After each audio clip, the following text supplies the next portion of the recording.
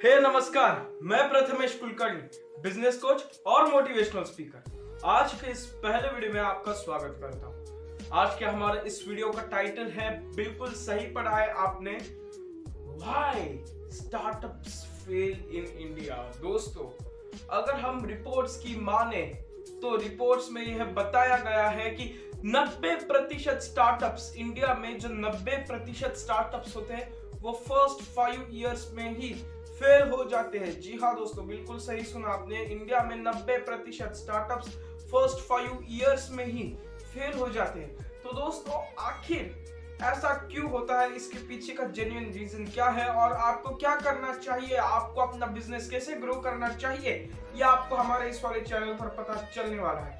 तो दोस्तों, अगर आप भी चाहते हैं आपका बिजनेस ग्रो हो जाए, अगर आप भी चाहते हैं आप अपनी बिजनेस में मुकामों को हासिल करते जाए, आप एक सक्सेसफुल बिजनेसमैन बने, तो दोस्तों आप बिल्कुल सही चैनल पर आए हो। यहाँ पर नीचे कहीं पर लाल कलर का सब्सक्राइब का बटन होगा, जाइए उसे प्रेस कीजिए, उसे ग्रे कर दीजिए और बेल आइकन को भी दबा दीजिए और ऑल का नोटिफिकेशन सेट कर दीजिए दोस्तों, क्योंकि आपको यहाँ पर बिजनेस के बारे में तमाम नई बातें सीखने को मिलेगी। तो दोस्तों, चलिए आज की वीडियो का शुरुआत करते हैं विदाउट वेस्टिंग एनी टाइम। दोस्तों, रिपोर्ट्स की अगर माने तो इंडिया में 90% स्टार्टअप्स फेल हो जाते हैं। आज मैं आपको ऐसे कुछ जेन्युइन रीजन बताने वाला हूँ, 3-4 रीजन या फिर जितने भी होंगे उतने सारे रीजन मैं आपको बताने वाला हूँ, जिसकी मदद से आप एनालाइज कर सकते हो और आप अपने स्टार्टअप को फेल होने से बचा सकते हो। Then this is going to be a very informative video for you, so let's get started.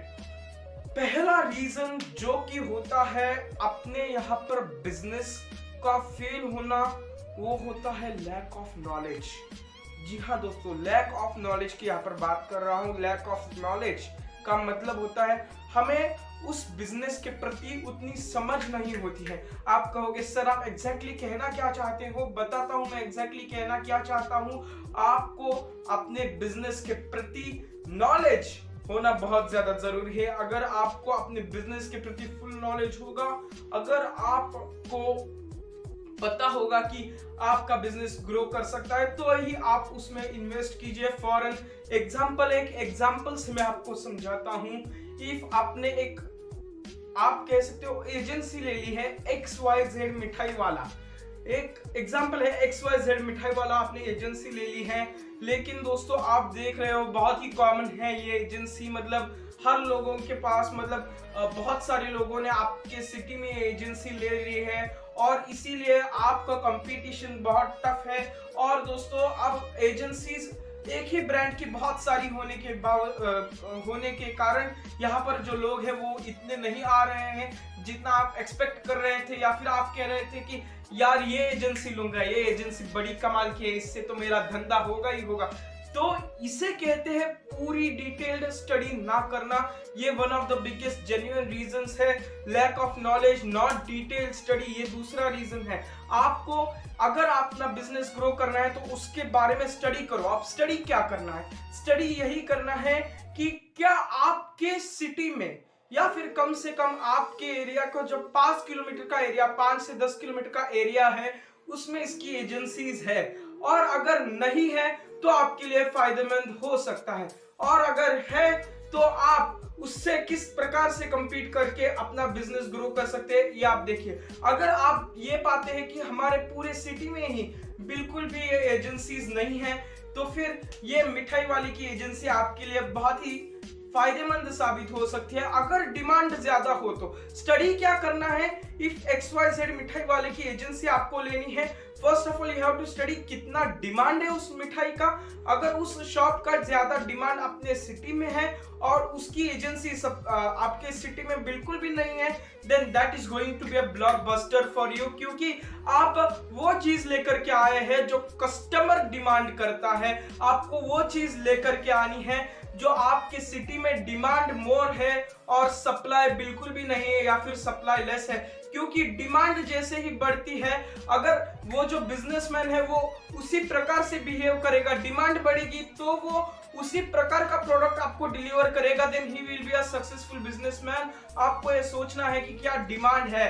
अगर डिमांड है तो आपको ये देखना है कि सप्लाई कितना है। सप्लाई कम है, you have to grab that opportunity. आपका अगर बजट है तो आपको अपॉर्चुनिटी ग्रैब करनी है। लेकिन दोस्तों ऐसे में लोगों को एक और दिक्कत आती है, वो दिक्कत होती है कि लोग कैलकुलेट नहीं कर पाते, या फिर लोग ये देखते हैं कि डिमांड ज्यादा है, सप्लाई कम है, फिर भी सेल्स नहीं हो पाते हैं। इसका एक और रीजन मैं आपको बता सकता हूँ। इसका एक और रीजन ये है कि आप अपनी मार्केटिंग की स्ट्रेटजी को बदलिए।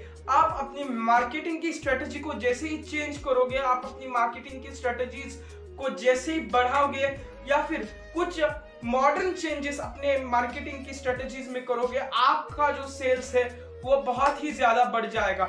और एक तीसरा जेन्युइन कारण फटाफट से यहाँ पर मैं आपको बता देता हूँ। वो तीसरा जेन्युइन कारण है आपकी बात करने का तरीका। जी हाँ दोस्तों, आप किस प्रकार से दूसरों से बात करते हो, how you interact with your customers, how you deal with your customers, ये आपके लिए ज्यादा बहुत ही अहम मुद्दा होता है, बहुत ही महत्वपूर्ण मुद्दा होता है कि आपका स्टार्टअप टिका रहेगा या फिर आपका स्टार्टअप डूबेगा। ये इससे ही पता चलेगा कि how you deal with your customers. अगर आप अपने कस्टमर्स के साथ ठीक तरीके से व्यवहार नहीं कर रहे हो तो आपका बिजनेस बिल्कुल भी ग्रो नहीं करेगा। वही अगर आप आपके कस्टमर्स के साथ बहुत ही अच्छे तरीके से बर्ताव कर रहे हो, बहुत ही अच्छे तरीके से व्यवहार कर रहे हो, तो आपका जो बिजनेस है वो काफी ज्यादा ग्रो करेगा। और इसीलिए आपकी जो कम्युनिकेशन स्किल्स है आपके कस्टमर्स के साथ वो काफी बेहतरीन होनी चाहिए।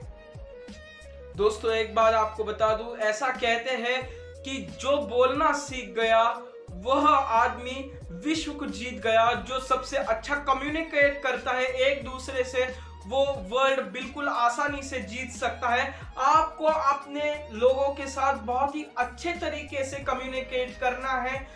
आप देखिए कौन सा भी सफल इंसान क्यों ना हो, वो अपने कस्टमर्स के साथ किस तरीके से ट्रीट आता है। जो इंसान सफल है, सफल बिजनेसमैन है, जो रिच है, वो जो अपने क्लाइंट्स है उनके साथ बिल्कुल सभ्य व्यवहार से पेश आएगा। आइए आइए, बैठिए बैठिए, आप क्या लेंगे, आप चाय लेंगे या आप कॉफी लेंगे, आप क्या लेंगे, आपको कोई परेशानी तो नहीं हुई यहाँ तक आने में। वो ऐसे ऐसे मीठी मीठी बातें करेगा कि वो सामने वाला बंदा ही कहेगा अरे यार ये क्या बातें कर रहा है यार, ये मतलब हमारा कितना ख्याल रखता है। और एक अगर आप देखेंगे कि हम किस प्रकार से बात करते हैं तो हम इस प्रकार से बात करेंगे, अरे बोला है ना तेरे को, चलना आना, एक बार बोलने का, दो बार बोलने का, चलना आना। हम अपने बात करने का तरीका जब तक नहीं बदलेंगे तब तक हम सक्सेसफुल नहीं होंगे।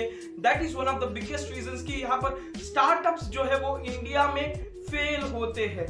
अब चौथा एक बड़ा कारण मैं आपको बताने वाला हूँ कि क्यों स्टार्टअप्स फेल होते हैं। कम ऑन, आपको ऐसा गाइड यहाँ पर नहीं मिलने वाला है, बहुत ही कम चैनल्स पर ऐसा गाइड मिलेगा और उनमें से एक है हमारा चैनल लैक ऑफ इनोवेशन। जी हाँ दोस्तों, चौथा मुद्दा है लैक ऑफ इनोवेशन। हमारे पास इनोवेशन नहीं होता है, इसीलिए स्टार्टअप फेल होता है। अगर आपके पास इनोवेशन हो तो आपका स्टार्टअप चलेगा। एयरबीएनबी आया तो इंडिया ने ओयो लाया दोस्तों, उबर आया तो इंडिया ने ओला लाया, स्पॉटिफाई आया तो इंडिया ने गाना लाया। मतलब यहाँ पर कहीं पर हमारे देश का इनोवेशन है ही नहीं। इंडिया की अगर हम देखें तो लैक ऑफ इनोवेशन की वजह से भी एक बहुत ही बड़ी प्रॉब्लम यहाँ पर होती है। हम अपनी खुद की इनोवेशंस को नहीं समझ पाते, हम अपनी खुद की नीड्स को नहीं समझ पाते। हालांकि अब इंडिया धीरे धीरे ग्रो कर रहा है, मेक इन इंडिया पर इंडिया फोकस कर रहा है, भारत में ही माल बनाने पे इंडिया जो है अपना फोकस बढ़ा रहा है। इससे कुछ हद तक ग्रोथ जरूर होगा, लेकिन हम यहाँ पर क्या करते हैं, हम इंडिया की जो इनोवेशंस है, इंडिया में इतनी क्रिएटिविटी है, हम उस पर ज्यादा फोकस करते नहीं है। इंडिया में जो इनोवेशंस बननी चाहिए थी, जिस प्रकार के क्रिएटिव लोग इंडिया में रहते हैं, उस प्रकार की इनोवेशंस जो इंडिया में होनी चाहिए थी, उस प्रकार की इनोवेशंस इंडिया में नहीं हुई है। And that is also one of the biggest reasons that startups are being failed in the India. और दोस्तों आपको बता दूं कि जो पेटेंट्स फाइल होते हैं हर साल गवर्नमेंट पेटेंट फाइल करते हैं 2015-16 और 2020-21 का हमारे पास डेटा है। 2015-16 में सिर्फ इंडिया ने 6326 पेटेंट्स फाइल किए थे। जी हाँ दोस्तों, पूरे साल में 2015-16 पूरे साल में इंडिया ने सिर्फ 6326 पेटेंट्स फाइल किए थे। और इसी कारणवश ये भी एक और बहुत ही बड़ा इशू है कि हम पेटेंट्स को ग्रांट नहीं करते। जब तक हम पेटेंट्स को ग्रांट नहीं करेंगे हमारी कंट्री ऊपर नहीं आएगी। हम जहां पर ग्रांट कर रहे थे 6000 पेटेंट्स 2014-15-16 में, वही जापान ने 54,000 पेटेंट्स, जी हाँ 54,000 पेटेंट्स अपनी कंट्री के लिए ग्रांट किए। लेकिन दोस्तों 2020-21 का अगर हम डेटा देखें तो इंडिया ने 28,000 पेटेंट्स जो है वो ग्रांट किए हैं बिजनेस के लिए। तो वही दोस्तों अगर हम जापान का 2020-21 का डेटा देखें तो जापान ने लगभग 3 लाख पेटेंट्स जो है वो अपनी कंट्री के लिए ग्रांट किए। मतलब आप देख सकते हैं कि इंडिया की जो स्पीड है वो इंडिया की स्पीड अगर इस प्रकार से चलती रही तो इंडिया बिजनेस में ग्रो नहीं कर पाएगा। एक और 5वां बड़ा रीजन मैं आपको बताने वाला हूं। ये 5वां रीजन है, बहुत ही मायने रखता है किसी भी क्लाइंट के लिए, किसी भी बिजनेसमैन के लिए, कि convert your customers feedback into feed forward. दोस्तों convert your customers feedback into feed forward.